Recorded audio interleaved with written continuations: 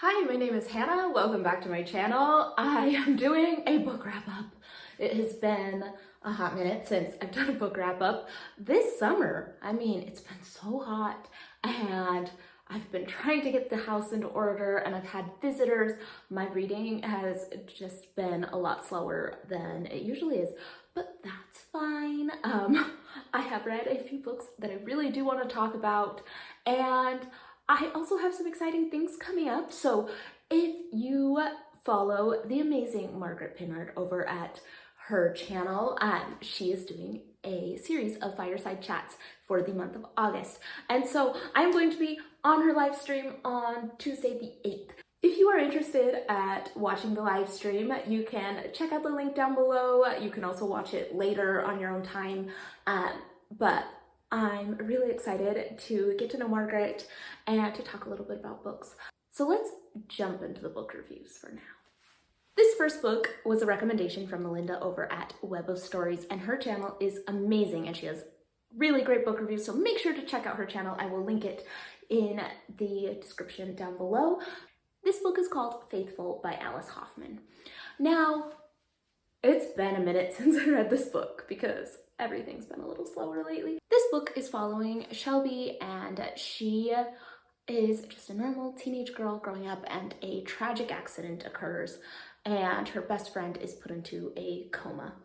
And the book is just her trying to be a person again and trying not to be a person again, just trying to make it through with such a horrible thing that happened, and feeling that guilt and having those issues that come from that. I found this book to be really engaging. I had a hard time putting it down while I was reading it. The characters were really good, and I really felt like I was understanding where she was going in life. Is it the most memorable read for me? No, not really. I read this a couple weeks ago and already I'm a little hazy on some of the details. So I wouldn't say it's a 5-star read, but it's like a solid, good read with meaningful things and characters you're gonna love. So overall, really enjoyed this read. If the premise interests you at all, I think you would enjoy it. It's really well done. So I read the book, The Dictionary of Lost Words by Pip Williams. And this is kind of an interesting premise. We have our main character, Esme. She grows up in this scriptorium, this big warehouse where her father works and where they are trying to put together the Oxford English Dictionary. And it's following her life and her involvement with the dictionary, as well as her love of words and the words that aren't put in the dictionary and why. And she starts collecting some of those words that are maybe seen as not as valid, or are women's words, or are used by people in a lower social class that weren't put into this the Oxford English Dictionary. So from a word perspective, I really enjoyed this. I thought it was interesting to talk about, what words do we use? Why? When we say this is correct English, this isn't, what does that mean? Is that a classist, elitist type thing? Or are there words that are more correct than others? And how do we use language?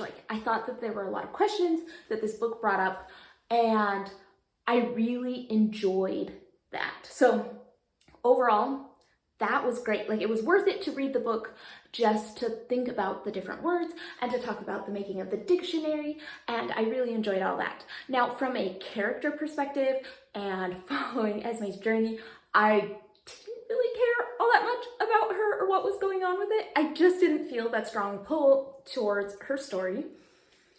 But for the words alone, yeah, I really enjoyed it. So overall, do recommend this book. I thought that it was a really interesting look into the words we use and how and why we use them. I thought that all that brought up a lot of good things, but I don't know. I'm just like, oh, of course she ends up with this guy, or oh, I guess this is gonna happen now.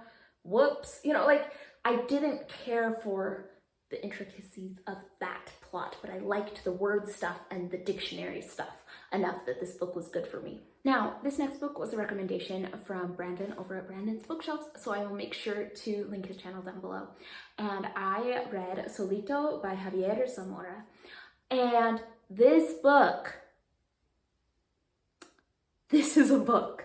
This is following Javier's real experience. It's his memoir. It is him talking about his experience leaving El Salvador to make it into the United States. Now, his parents had been in the United States for a while, and his grandparents sent him along with a group of people to go into the United States, but they sent him basically alone, and he was 9.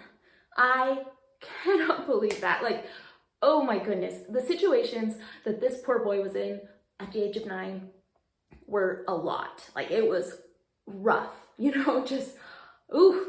But it talks about so many different things about migration and about like real people stories of trying to cross the border and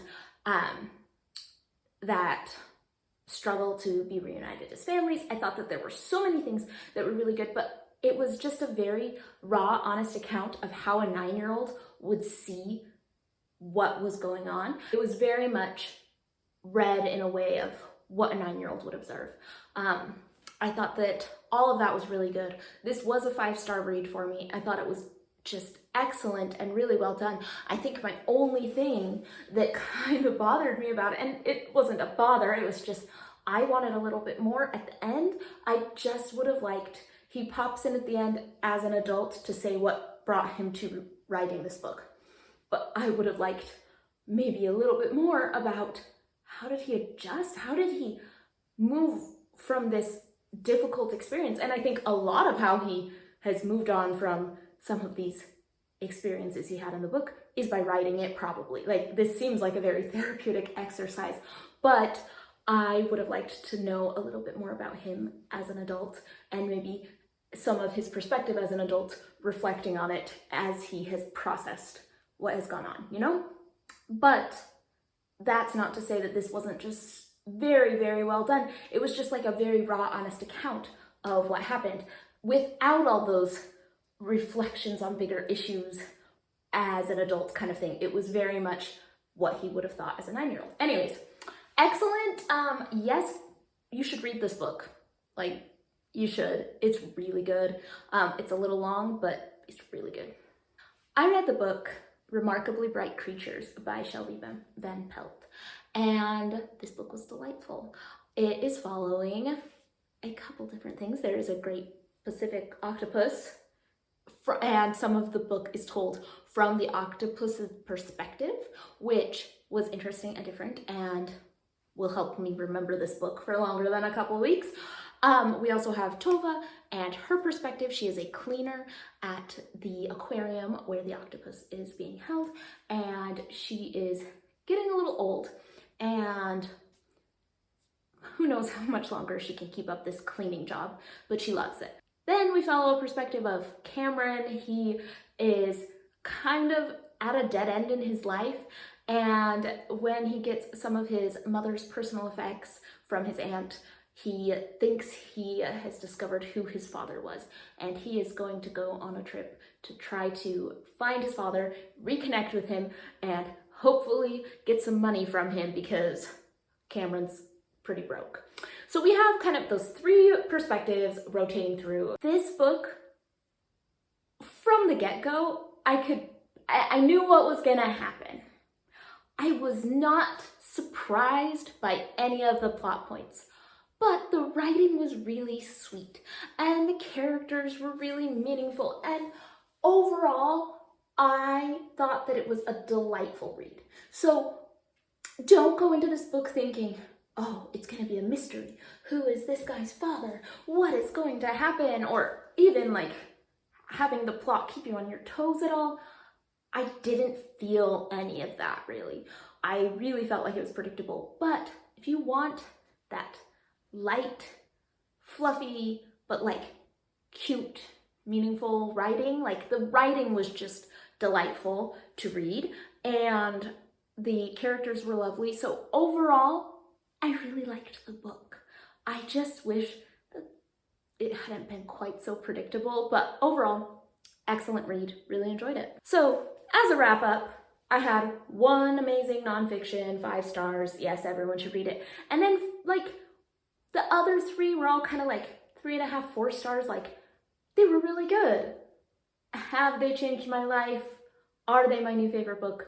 No, but they were good. They were good. I recommend them. So if you have any thoughts on any of these books, let me know in the comments down below, and come check out the live stream on Margaret's channel. Make sure to check out the link down below, and I will see you all on the next one.